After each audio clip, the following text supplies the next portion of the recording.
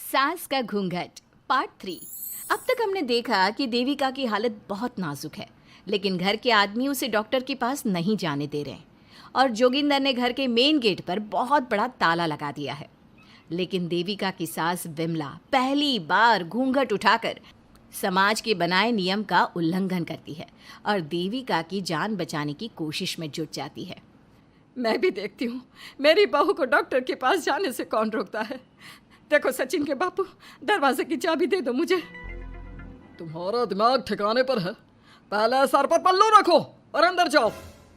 आज तक मैंने आपका हर गलत फैसला सर झुकाकर स्वीकार कर लिया, लेकिन आज मैं आपकी एक बात नहीं सुनूंगी।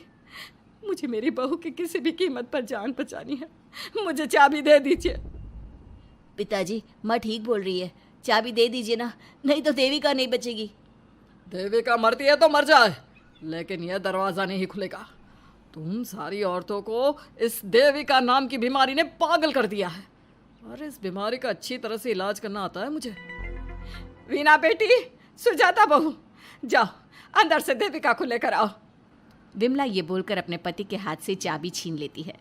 तभी महेंद्र विमला का हाथ पकड़कर चाबी विमला से छीन लेता है। भाभी, घर के मर्दों से टक्कर लेकर आप अच्छा नहीं कर रही हो। ये इस घर के संस्कार नहीं है। महेंद्र की बात सुनकर कम्मू अपने पति के हाथ से चाबी छीनकर कहती है, इस घर के संस्कार क्या है हम अच्छी तरह से जान गए हैं। आज इस घर का दरवाज़ा खुलकर रहेगा और देविका डॉक्टर के पास जाकर रहेगी। भाभी, ये लो दरवाज़ा खोलो। विमला ताला खोल देती है। तभी वीना और सुजाता देविका को लेकर आ जाती हैं। घर की सारी औरतें देविका को लेकर घर से जा रही होती है कि तभी सुजाता का पति मोहन उससे कहता है, सुजाता, तुम देविका को लेकर इस घर से निकल तो रही हो, लेकिन याद रखना, अगर तुमने एक कदम भी बाहर निकाला तो वापस इस घर में मत आना। मैं देविका के साथ अस्पताल भी जाऊंगी और वापस इस घर में भी आऊंगी। देखती हूँ कौन रोकता है मुझे। देखता हूँ कैसे इस घर के अंदर कदम रखती हो और कौन तुम्हारी मदद करता है। कानून मेरी मदद करेगा और कारट के दरवाजे हर नागरिक के लिए खुले हैं। मोहन को अपनी पत्नी से इस तरह बात करता देख कल्याण वीना से कहता है, वीना, तुमने देविका का साथ देकर अच्छा नहीं किया। अगर तुम अभी भी इसके साथ गई तो अपना और मेरा रिश्ता खत्म समझना। मुझे कोई फर्क नहीं पड़ता। तुमने आज तक किया ही क्या है मेरे लिए। तुम खुद घर जमाई बनकर मेरे घर में रह रहे हो। कभी 100 रुपये की साड़ी दिलाई है मुझे। मेरे आने से पहले मेरा घर छोड़कर निकल जाना, समझे। ये बोलकर वीना और घर की सभी औरतें देविका को अपने साथ अस्पताल ले जाती है। वहाँ जाने के बाद डॉक्टर जल्दी से देविका का चेकअप करता है। चेकअप करने के बाद वो गुस्से से कहता है, ये क्या किया है तुमने? क्या हुआ डॉक्टर साहब? आपकी बहू की इतनी ज़्यादा हालत ख़राब है और उन्हें चोट भी लगी है, फिर भी आपने उन्हें हॉस्पिटल लाने में इतना लेट कर दिया। आपको 3 दिन पहले ही इन्हें हॉस्पिटल में एडमिट करवाना चाहिए था। हमसे गलती हो गई डॉक्टर साहब, लेकिन आप जल्दी कुछ करिए। हमारी बहू और उसके बच्चे को बचा लीजिए। देखिए, अभी कुछ भी कह पाना मुश्किल है। हम माँ और बच्चे में से किसी एक को ही बचा सकते हैं। आप सोच लो किसे बचाना है। डॉक्टर साहब, आप देविका को बचाइए, उससे कुछ नहीं होना चाहिए। देखिए, हमें देविका का ऑपरेशन करना पड़ेगा। आप इनके पति को बुलाइए, हमें कुछ पेपर पर साइन करवाने हैं। डॉक्टर की बात सुनकर सभी औरतें सोच में पड़ जाती हैं। तभी वीना कहती है, डॉक्टर साहब, इनके पति नहीं आ सकते।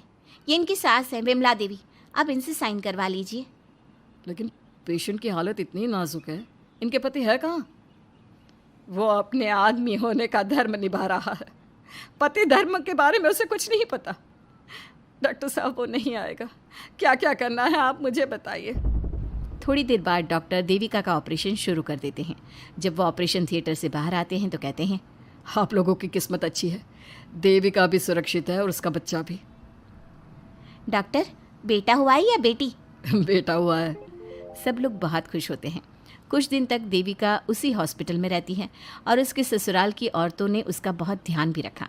अब देविका कुछ हद तक ठीक हो गई। डॉक्टर ने देविका को घर जाने की इजाज़त दे दी, लेकिन सभी सोच में पड़ गए। हम भाभी को घर ले तो जाएं, लेकिन माँ, आपको घर का माहौल पता है ना। देविका भाभी अभी पूरी तरह से ठीक नहीं हुई। भाभी वहाँ आराम नहीं कर पाएंगी और पता नहीं घर के सारे आदमी हमारे साथ क्या करेंगे। माँ, क्या हम डॉक्टर से बात करके देविका को थोड़े दिन और यहाँ नहीं रख सकते? जब वो पूरी तरह से ठीक हो जाएगी तो उसे यहाँ से ले जाएंगे। ये बात सुनकर विमला सोच में पड़ जाती है। तभी कम्मो कहती है, तुम दोनों ठीक कह रही हो, मैं अभी डॉक्टर से बात कर लेती हूँ। कम्मो डॉक्टर से बात कर लेती है और देविका कुछ दिन में बिल्कुल ठीक हो जाती है। देविका अपने बच्चे को गोद में लिए बाकी औरतों के साथ अपने ससुराल जाती है, लेकिन घर के सभी आदमी उन्हें दरवाजे पर ही रोक देते हैं। खबरदार, तुम में से कोई भी औरत अगर घर के भीतर घुसी, अगर तुम घर में कदम रखोगी तो घर अपवित्र हो जाएगा। घर हमारे कदम रखने से अपवित्र नहीं होगा, बल्कि आपकी गंदी सोच की वजह से घर क्या, अरे पूरा समाज अपवित्र हो रहा है। सुजाता, मैंने मना किया था ना घर से बाहर जाने के लिए।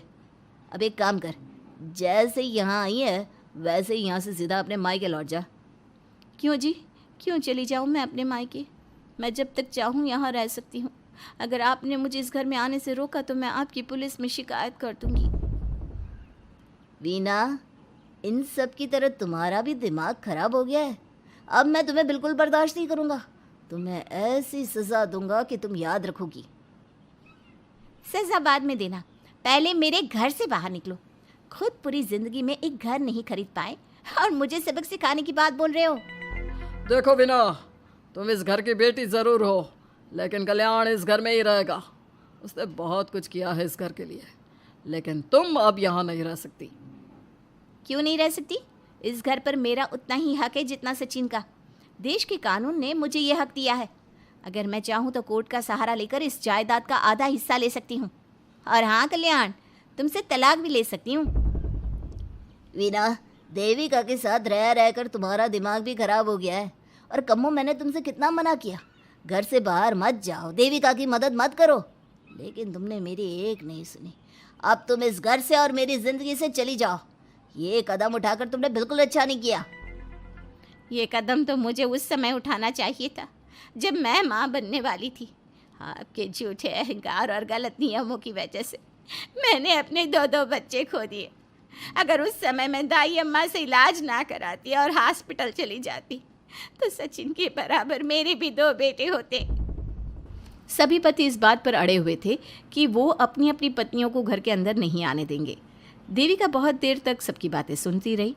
फिर उसने अपने पति से कहा, सचिन, तुम्हारे घर के आदमियों की बात तो मैंने सुन ली, अब तुम बताओ तुम्हारा क्या फैसला है? देविका, मुझे माफ़ कर दो, मैं तुम्हारे लिए कुछ नहीं कर सकता, मैं मजबूर हूँ। मुझे पता था सचिन, तुम्हारा यही जवाब होगा। मुझे अपने आप पर हैरानी है कि मैंने बिना रीढ़ की हड्डी वाले आदमी से प्यार ही क्यों किया, शादी क्यों की। अब मैं आप सबसे बस आखिरी बार पूछ रही हूँ, तुम हमें अंदर आने दे रहे हो या नहीं, या मैं पुलिस को फ़ोन करूँ? देविका, आज तक हमारे गांव में पुलिस ने कभी कदम नहीं रखा और तू हमारे घर के दरवाजे पर पुलिस को लेकर आएगी? तेरी हिम्मत कैसे हुई ये बात करने की? आज तक इन औरतों ने घर से बाहर कदम नहीं निकाला था और 2-4 दिन में तूने इन सबको इनके अधिकार भी याद करा दिए। अब तो तुम बिल्कुल इस घर में नहीं आ सकते। घर की औरतें घर के बाहर खड़ी थी और घर के आदमी घर के दरवाजे पर। उनकी लड़ाई देखकर पूरा गांव इकट्ठा हो गया। देविका को अस्पताल पहुंचाकर घर की औरतों ने काम तो अच्छा किया। इस काम से देविका और उसके बच्चे की जान भी बच गई, लेकिन इनकी जान बचाने की कीमत घर की औरतों को कैसे चुकानी होगी, इसके लिए आपको आने वाला एपिसोड देखना होगा। और हमारे प्यारे दर्शकों, हमें कमेंट करके ज़रूर बताइए कि देविका के साथ बाकी औरतों को क्या करना चाहिए। क्या उन्हें घर के अंदर जाने के लिए संघर्ष करना चाहिए या फिर वो घर छोड़कर चले जाना चाहिए?